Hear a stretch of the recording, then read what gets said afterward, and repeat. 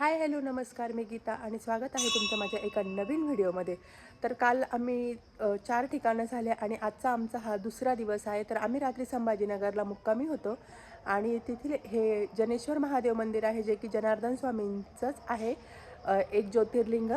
तर रात्री आम्ही इथे ना डबे आणलेले होते, ते जेवण वगैरे केलं आणि सकाळी लवकर उठलो आणि त्यानंतर सकाळी विधी आरती झालेली, पूजा वगैरे झालेली आहे आणि आता आम्ही चहा वगैरे घेऊन पुढच्या ठिकाणी जाणार आहे. तर कुठे जाणार आहे हे मी तुम्हाला नक्की दाखवल.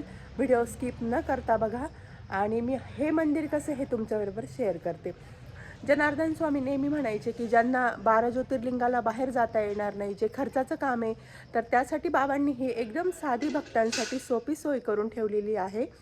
तर म्हणून मग म्हटलं चला आपल्या नशिबाने आज ही आलेली, तर आपणही ही यात्रा करू. तर इथे आम्ही सकाळी सकाळी जनेश्वर महादेव मंदिराची पूजा केली. अंधार होता त्यामुळे आम्ही आतमध्येच आरती आणि भजन म्हणतो.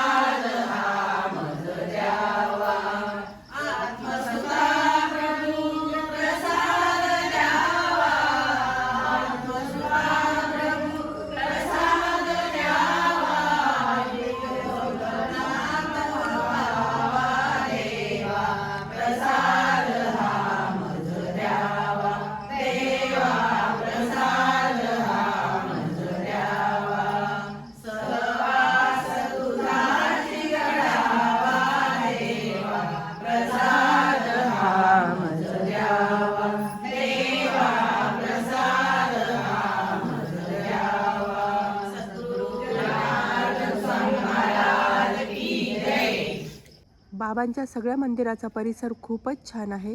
इकडे जनार्दन स्वामींची कुटिया आहे. इकडे आहे जनेश्वर महादेव मंदिराचा कळस, जो तुम्हाला दिसतोय. आता अंधार आहे त्यामुळे तो एवढा छान दिसत नसेल. आणि इकडे आहे जनेश्वर महादेव मंदिर. इथे आहे नंदी आणि इथे ना तांब्याची पिंड आहे.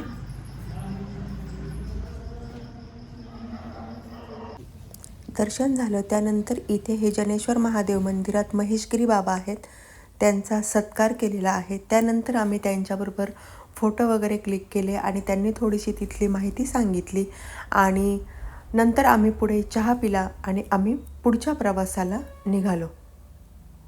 पुढच्या डेस्टिनेशनला पोहोचलेलो आहोत. पुढचं ठिकाण आहे दहेगाव, जिथे की जनार्दन स्वामींचा जन्म झाला, म्हणजे जन्म त्यांचा टापरगावला मामाच्या घरी झालेला आहे. पण त्यांचं हे आहे दहेगाव, जे त्यांच्या वडिलांचं म्हणजे उगले पाटील घराण्यात त्यांचा जन्म झालेला होता आणि हे त्यांचं गाव आहे. तर इथे त्यांचं ना खूप छान मंदिर आहे, दहेगाव.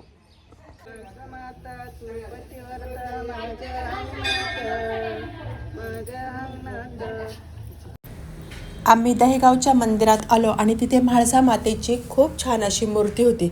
रिकामे मावशींनी म्हाळसा मातेसाठी साडी आणलेली होती. मग ती साडी मी म्हाळसा मातेच्या मूर्तीला नेसवली. तर खूपच छान असं मंदिर आहे आणि म्हाळसा मातेचं रूप अतिशय सुंदर दिसत होतं.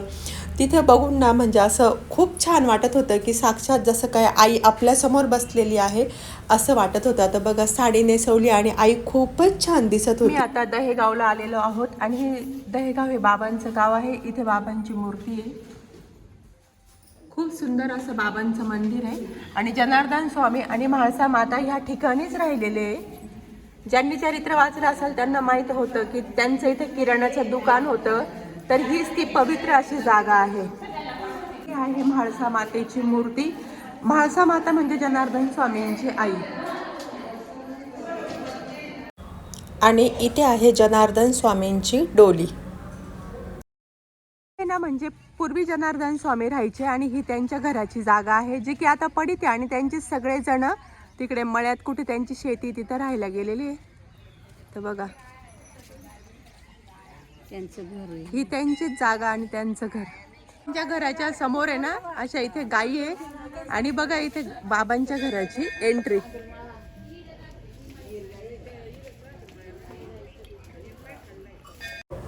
आज दहेगावच्या मंदिराचं दर्शन घेऊन मी खूप धन्य झाले आणि मी स्वतःला खूप भाग्यवान समजत होते की एवढ्या थोर साधू संतांच्या राहण्याच्या ठिकाणी आम्हाला जाण्याचा योग आला आणि ते आमचे गुरु आहेत. खरंच आम्ही खूप भाग्यवान आहोत.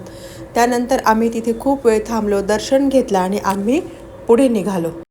आता जनार्दन स्वामींच्या पुढच्या दर्शनासाठी आलेलो होतो पारेश्वर महादेव मंदिर. तर इथं आम्ही आता दर्शन घेतलेलं आहे.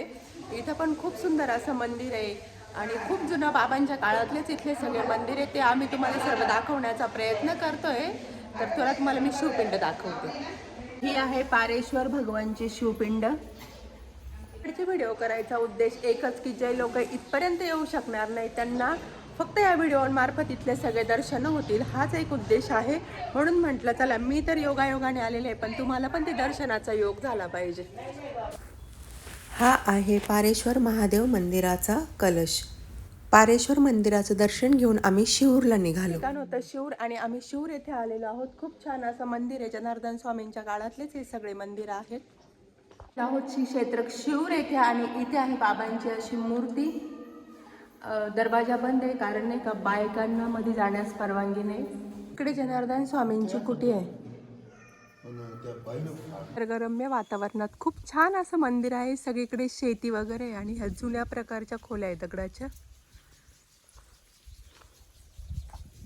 इकडे सगळी शेती आहे आणि इकडे हे जनार्दन स्वामींचं संस्कार भवन आहे. हे नर्मदेश्वर महादेव मंदिर शिऊर इथलं. इथे आहे नर्मदेश्वर महादेव मंदिर लिंग. स्वामींच्या तेव्हाच्या ह्या खोल्या आहेत आणि ह्या खोलीत जनार्दन बाबा राहायचे. बघ ना कसं दगडाचं बांधकाम आहे. हे बाबांची गोशाळा आहे. खूप साऱ्या मोठ्या मोठ्या गायी आहे इथे. गायी आहे. गायींचे नाव गंगा, यमुना, सरस्वती, गोदावरी असे ह्या गायींचे नाव आहे. शिऊरच्या आश्रमात दर्शन घेतलं. इथे सेवागिरी बाबा असतात. त्यांचा मावशींनी सत्कार केला. त्यानंतर बाबा म्हटले इथे जेवण करून मग पुढे जा. मग आम्ही तयारीला लागलो. आता इथे न उतरलेलो आणि आम्ही स्वतः स्वयंपाक करून खाणार आहे. मावशी काय बनवताय? पिठलं, भाकरी, बाजरीच्या. अरे वा वा, मस्त चुलीवर स्वयंपाक करताय. दाते मावशी आणि भालेराव मावशी ना पिठलं करताय आणि पवार मावशी ह्या दाते मावशी ह्या लसूण कांदे करताय. काय कापताय का पिठल्यासाठी? पिठल्याला नाही म्हटल्या त्या. मावशी तुम्ही काय करणार आहे? पाटील मावशी मदत करते ना. लसूण. तुम्ही काय करताय? देखरेख करताय का? साहित्य आणून द्यायला. इथं दुसरी चूल पेटवलेली आणि आमच्या विमलताई आणि लोखंडे मावशी मस्त भाकरी करताय. किती आनंद आहे ना ह्या सगळ्या गोष्टींमध्ये. आणि असं पण आमच्या ह्या विमलताई ना आपल्या नाशिकच्या भंडार घरात स्वयंपाक करता विद्यार्थ्यांचा. स्वयंपाक झालेला आणि जेवण बघा आमचं. पिठलं भाकरी.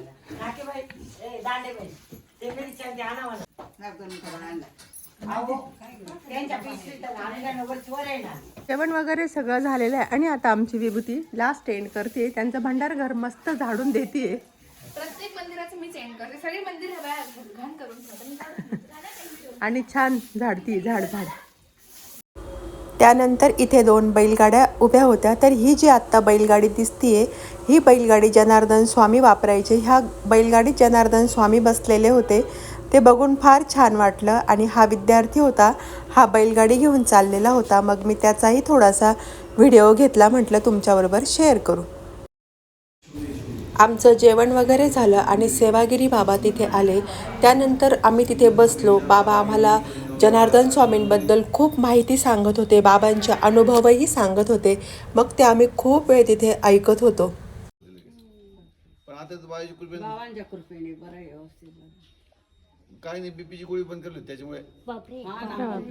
गोळी चालूच राहून द्यायची बाबा. बीपीची गोळी बंद केली म्हणून बंद पॅरालिसिस. केलं म्हटलं जात. पण बाबाची फार मोठी ताकद आहे. त्याच्यावर हे सगळ्या गोष्टी चालू आहे. ताकदीमुळे आहे ना. चालू शकत नाही माणूस. चालू शकतं का? हा, इथं बाबांच्या आपण नाही करू. बाबा सांगत होते की बीपीची गोळी बंद केली म्हणून पॅरालिसिसचा अटक आला. पण जनार्दन स्वामींच्या कृपेमुळे मी वाचलो.